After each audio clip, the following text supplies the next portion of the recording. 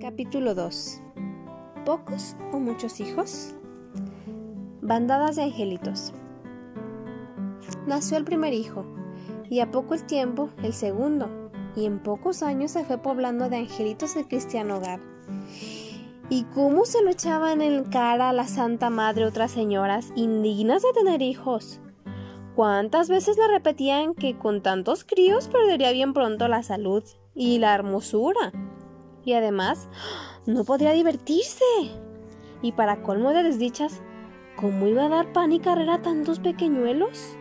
Y hasta se atrevían a darle soluciones impías y criminales, las muy malvadas.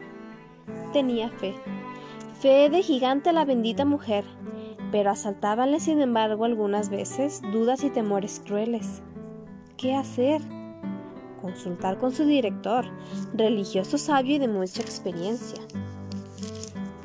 Padre, le dijo, vengo a proponerle una cuestión que me interesa muchísimo y que hace algunos días me trae preocupada.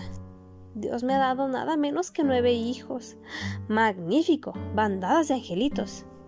Sí, vaya, unos angelitos. ¿Tan malos le han salido?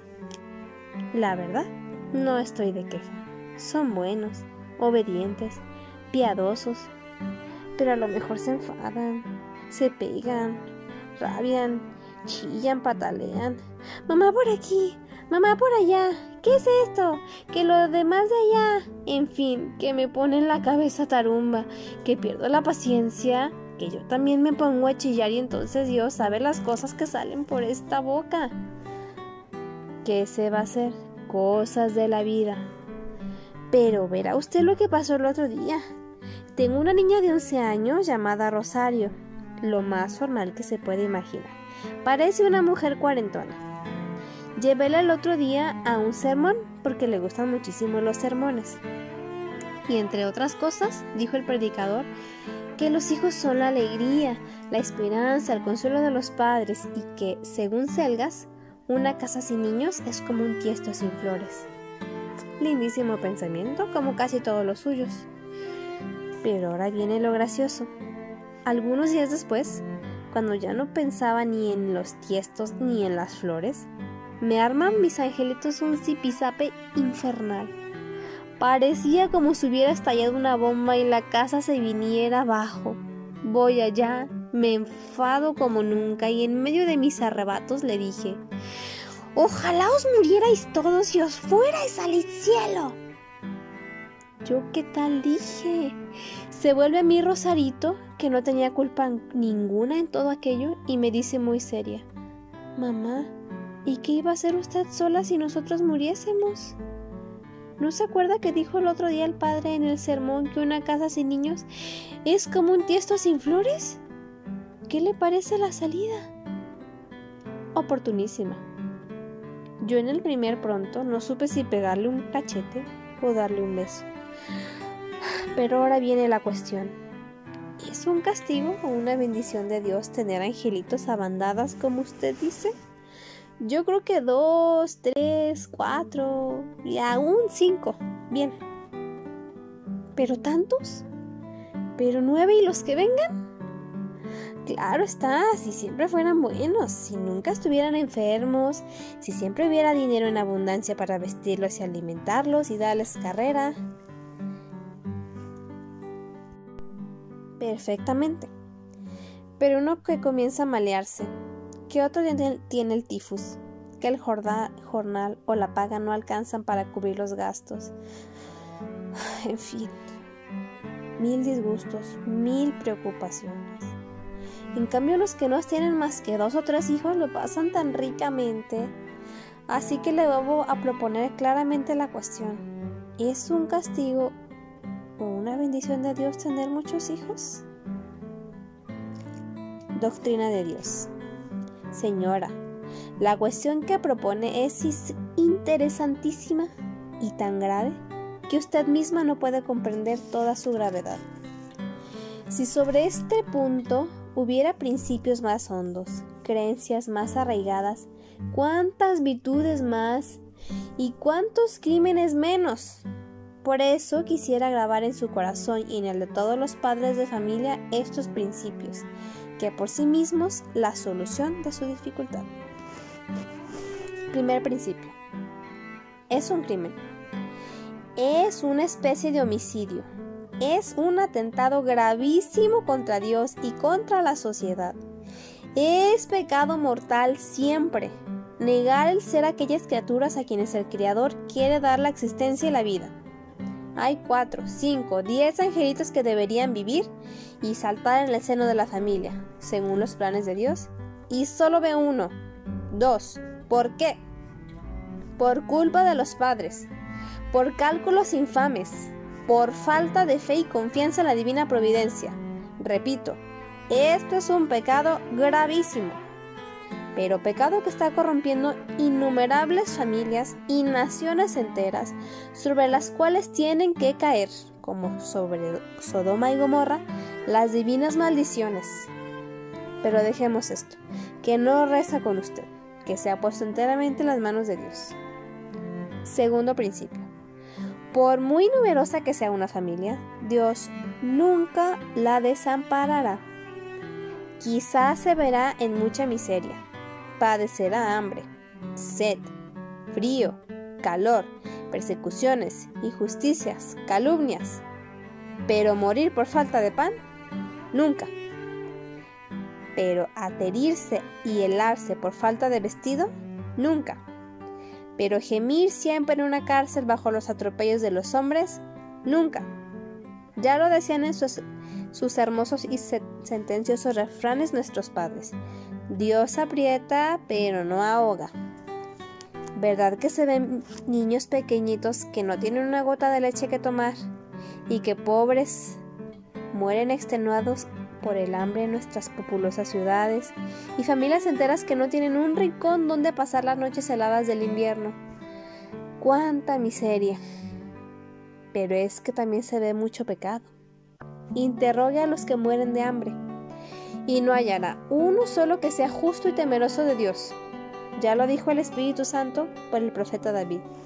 Fui joven y ya soy viejo, y puedo declarar que jamás vi a un justo abandonado y a su descendencia mendigando pan. ¿Y qué dijo Jesucristo en aquel admirable sermón que predicó desde lo alto de una colina y que es como el compendio de toda la moral cristiana?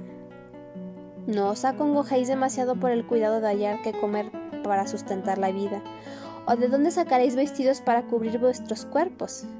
Mirad las aves del cielo cómo no siembran, ni siegan, ni tienen graneros, y vuestro Padre Celestial los alimenta. Pues, ¿no valéis vosotros mucho más en comparación que ellas? Y acerca del vestido, ¿por qué andáis tan solicitos y turbados? Contemplad los lirios del campo cómo crecen y florecen. Ellos no labran ni hilan. Sin embargo, yo os digo que ni Salomón, en medio de toda su gloria, se vistió con tanto primor como ellos. Y luego saca nuestro divino Salvador esta hermosísima consecuencia que debe llenar de consuelo el corazón de todos los pobres. Pues si una hierba del campo, que hoy es y florece, y mañana se tira al fuego, Dios así la viste. ¿Cuánto más a vosotros, hombres de poca fe? Así que, señora, aunque una madre se quede viuda y con una bandada de chiquillos y sin un céntimo, puede hacer un acto de fe y decir: yo creo que si procuro servir a Dios y que le sirvan mis hijos, tendré pan y vestidos y una choza por lo menos para guarecerme de las inclemencias del tiempo. De modo que la solución de todos los males que tienen que sufrir las familias numerosas y pobres pueden condenarse en esta fórmula redactada por el mismo Dios: buscad primero el reino de Dios y su justicia, y todas las demás cosas se os darán por añadidura. Dios ha empeñado su palabra. ¿Cree usted que puede faltar a ella? Y si usted, señora, supiera las 1000 trazas delicadísimas que ese buen Dios emplea para socorrer a las familias que en él confían, quedaría maravillada. Oiga, es un recuerdo de mi vida. Un pobre obrero de las montañas del norte quedó viudo con 7 hijos y sin jornal en tierras de Sigüenza. Vino a verme, una tarde y exponerme su espantosa situación. Era de noche y en aquel día solo había comido un poco de pan y un niño de pocos meses no había tomado una gota de leche. En este apretado trance solo le quedaba un remedio al fornido hijo de la montaña: vender la última prenda de vestir de su querida esposa, un mantón que llevaba su hija mayor. Y sin embargo, qué fe tenía aquel hombre, qué confianza en Dios. Animábale yo a que no se desesperara y se encomendaba a la Virgen, y respondíame él con mucha calma: no, si yo no soy como esos que acaban por tirarse de un tiro. Ahora mismo vuelvo a casa, rezaré con todos mis hijos el Santo Rosario. ¿Y qué sucederá? No lo sé. Solo sé que el Señor y su bendita Madre no nos olvidarán.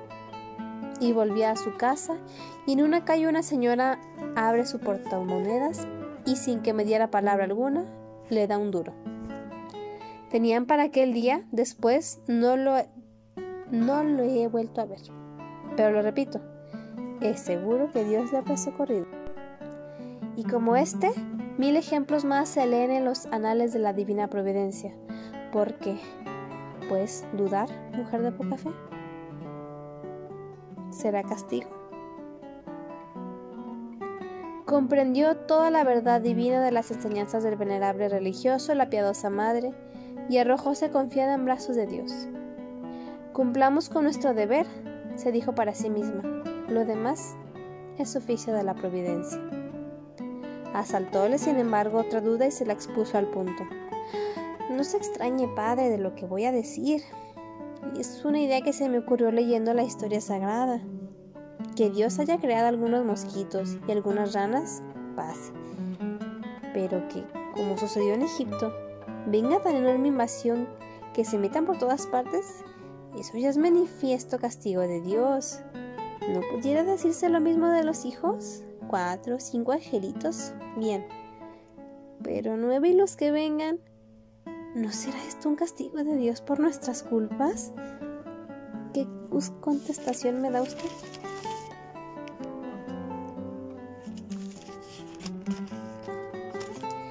Perfectamente. ¿Tiene otra dificultad? Sí. Otra que se me ha ofrecido leyendo el segundo principio que usted me ha sentado. Y es el siguiente. Es cierto que vengan las desgracias que vinieren si procuramos servir a Dios, no nos moriremos de hambre, porque Dios es el que alimenta a los pajarillos del aire y viste las hermosuras de los lirios del campo, y siempre al fin de la vida podríamos decir lo que cuentan que dijo una pobre mujer a un impío de Francia: Dios siempre ha sido muy bueno para conmigo, siempre me ha dado un mendrugo de pan para comer, un jergoncito de paja para dormir y un corazón para amar. Muy bien, señora, ojalá todas las madres discurrieran como usted. Pero ya comprende el padre que con 1000 o 2000 pesetas al año no comen, ni visten, ni duermen 10 lo mismo que 5. Hay mucha diferencia entre un mendrugo de pan negro y una libra de pan blanco. Y aunque más vale algo que nada, no es lo mismo descansar sobre un colchón de muelle de una alcobita de casa que sobre un duro jergón o el pavimento de una guardilla. ¿Me ha entendido el padre? ¿Sí? Sí, muy bien. Pues, ¿qué contestación me da usted? Yo se la daré tan clara y terminante como me fuere posible. Respóndele, pues, sin titubear, y para satisfacción suya, que la muchedumbre de hijos es siempre una bendición de Dios. ¿Qué por qué? Porque cuando Dios da muchos hijos, primero, da a los padres mayores gracias para educarlos bien. Segundo, los asiste con una providencia particular. Tercero, multiplica, si conviene, los bienes de fortuna. Cuarto, estrecha los lazos de la familia con la unión y caridad más íntima. Quinto, les concederá mayor gloria en el cielo. ¿Qué más puede usted ambicionar? Y hágase cuenta que no soy yo quien promete esas bendiciones, sino el mismo Señor, que es fuente de todos los bienes. Lea usted el Salmo 127 y allí verá cómo el Espíritu Santo declara solemnemente que cuando quiere bendecir un matrimonio, le rodea, por lo general, de bandadas de angelitos. Va cantando el salmista la felicidad del varón santo que teme a Dios y anda en sus caminos, y entre otras prosperidades le anuncia lo siguiente: tu mujer será como la vid lozana y abundante en lo retirado de tu casa, y tus hijos como renuevos de olivos alrededor de tu mesa. De suerte que según el Espíritu Santo, esos niños que se pillan en el hogar doméstico como los granos de un magnífico racimo, o brotan como los pimpollos, o renuevos de un fructífero olivio, son un regalo de Dios, un don de Dios, un tesoro de Dios, una prueba de amor de Dios. Ya que si Dios lo dice, así será. Pero al menos no me negará usted que es una tremenda responsabilidad, porque ¿cómo voy a educar cristianamente a tantos niños si hay tantas cosas que hacer en casa y apenas puede hallar un rato para rezar con ellos el Santo Rosario? Pero, ¿y Dios? ¿No sabe usted que si tiene muchos hijos, está obligado al Señor a darle mayor gracia? Para regar una maceta de flores, basta un vasito de agua. Pero para regar un jardín es menester que haya una fuente perenne. Pues señora, haga usted cuenta que a las madres que solo tienen un hijo, dale el Señor, por lo general, pocas gracias. Y lo digo por lo general porque él es muy dueño de sus bienes, y nadie le impide que aún a tales les conceda a veces gracias en abundancia. Pero ustedes tienen cierta manera obligación de darles con mayor profusión, porque las necesitan para la buena educación de esos niños, que antes que hijos suyos los son de Él, quiero decir de Dios.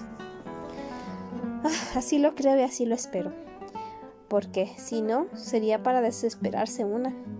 Lo que más me inquieta es no poder vigilarlos como quisiera. Pero no puede ser, es imposible. No puedo estar en todas partes, en el colegio, en la universidad, en la iglesia, en la calle. Y ya sabe usted cómo está el mundo. Qué profesores, qué compañías, qué escaparates, qué conversaciones, qué todo. Vamos, si hoy no se puede dar un paso sin tropezar con un peligro para la inocencia. Muy bien está, señora, que usted lo comprenda, lo reconozca y se preocupe de ello. Haga pues cuanto esté de su parte para conservar la inocencia de sus hijos, pero no se inquiete demasiado. Usted no puede estar en todas partes, pero en todas partes está Dios. Y Dios es más madre de sus hijos que usted misma, y allí donde no alcanzan sus ojos, se hallan los de Dios. Además, cuando son muchos hermanos, se vigilan unos a otros, y si alguno por ventura hiciera una travesura, que pronto llega a saberse. Pero ponga por caso que solo hay 2 hijas y un hijo. ¿Dónde ha estado este? ¿De dónde vuelve a las 11 de la noche? ¿Con quién se han juntado? Vaya usted a saberlo. ¿Y la cuestión de la salud? Que si este tiene tos, que si el otro tiene mal color, que si el de más allá está constipado. Madre, que me duele las muelas, madre, que me duele la cabeza, y madre arriba, y madre abajo, y madre a todas horas. Mire usted qué música tan divertida para una madre. Vaya, no exagere usted. Conozco a sus hijos, y todos están rebosando salud, que es una gloria. ¿Que alguna vez caen enfermos? Pero, ¿quién es inmortal? He visto muchas familias numerosas y he reparado que por lo general los hijos en ellas gozan excelente salud. En cambio, ¿no sabe usted que los hijos únicos son muchas veces endebles y raquíticos? Pobres padres. Los miman, les toman el pulso a cada instante, les ponen el termómetro 3 veces al día, les conceden todos los gustos, llaman a los médicos, los llevan al balneario en balneario, pero todo en baño. La niña sigue tan pálida y macilenta como una flor que se marchita, y el niño tan ruin y enfermizo como árbol sin savia. Y es, señora, que muchos padres solo han llevado el matrimonio cálculos interesados y terrenales, y no han contado con Dios, y Dios los castiga en los hijos. ¿Y qué me dice de la cuestión del dinero? ¿Dónde voy a hallar yo un capital para que todos mis hijos sigan en la misma posición que, gracias a Dios, tenemos? Oh, eso parece lo demás y, sin embargo, es lo de menos. Dios tiene 1000 modos de enriquecer y empobrecer. Pero, ¿sabe usted, señora, los tesoros que con mayor abundancia derrama el Señor en las familias numerosas? Los tesoros de virtud y santidad, que son los verdaderos tesoros. Lea usted la vida de los santos y verá usted que muchos de ellos florecieron en un hogar cristiano rodeado de no pocos hermanos. ¿Cuántos hijos tuvo doña Ana Caballero, madre de San Alfonso? 7. ¿Cuántos Santa Sinforosa? 7. Y todos santos. ¿Cuántos San Basilio y San Eumelia? 10. Y de ellos 5 santos. Y los otros 5 modelos de todas las virtudes. ¿Cuántos Santa Brígida? 8. Y entre ellos una hija santa y los demás piadosísimos. ¿Cuántos la madre de San Bernardo? Muchos. ¿Cuántos la madre de San Pedro Damiano? Muchísimos. ¿Cuántos la madre de San Pablo de la Cruz? 16, nada menos. ¿Y ha pensado usted, señora, la gran gloria que tendrá en la eternidad si llega a educar tan cristianamente a sus hijos que todos vayan al cielo? ¡Qué felicidad fuera la suya si a los 9 los viera colocados en los 9 tronos más gloriosos de la tierra, queridos y ensalzados por todo el mundo! Pues, ¿qué será verlos a los 9 sentados en 9 resplandecientes óleos del paraíso? No cabe duda que allí tendrá gloria accidental mucho mayor que las madres que solo tuvieron 1 o 2 hijos. En todo esto hay que pensar, señora, más en lo de allá que en lo de acá. No son pocos los trabajos de una madre que tiene una bandada de angelitos, es verdad, pero tampoco son pocas sus alegrías en este mundo, y sobre todo en el otro.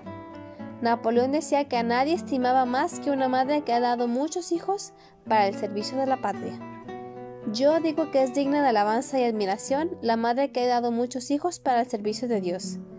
Con que, señora, buen ánimo, y a cuidar para que esos angelitos no se conviertan en diablitos. ¡Ay, que Dios se los lleve antes!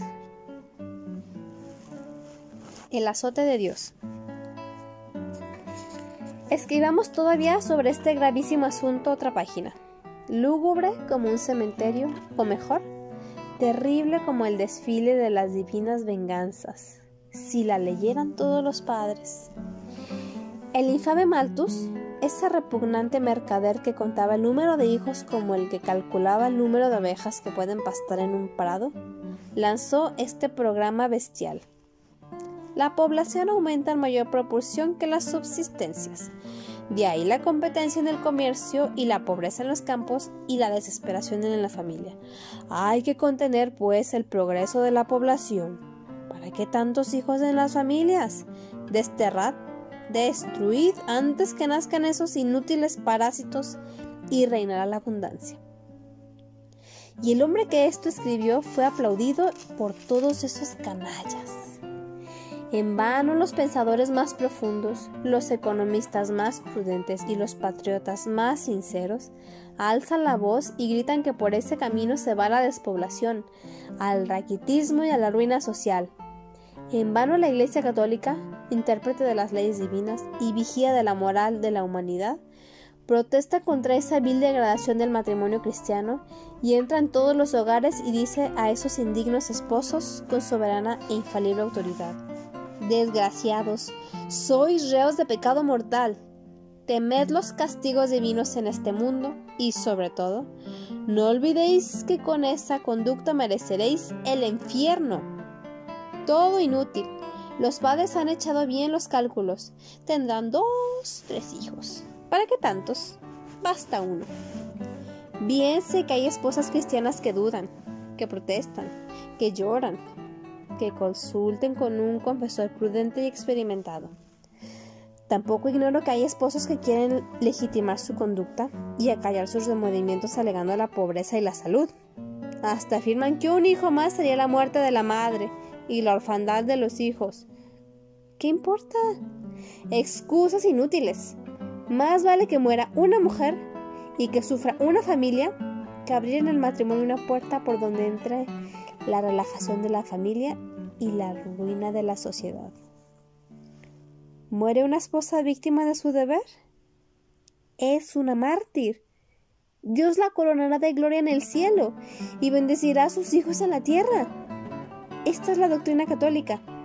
que tristemente la habéis olvidado, esposos que os llamáis cristianos, pero no lo olvidéis. El pecado es detestable a los ojos de Dios. Él lo castigará con recia mano. He recorrido mucho mundo. Por mi ministro apostólico, he sondeado los misteriosos senos de innumerables familias. Y puedo afirmar que quizá no haya pecado que más castigue Dios, aún en este mundo, que el de los esposos que niegan la vida a los hijos que les preparaba la divina providencia. Dios, que vela sobre el nacimiento de las aguas, Dios que manda los vientos que recojan en sus alas las semillas que caen de los árboles y de las flores y las siembra para que fructifiquen lejanos orientes, ¿cómo va a contemplar insensible el cálculo brutal con que los hombres destruyen los planes de su providencia y desvían contra su voluntad las fuentes de la vida?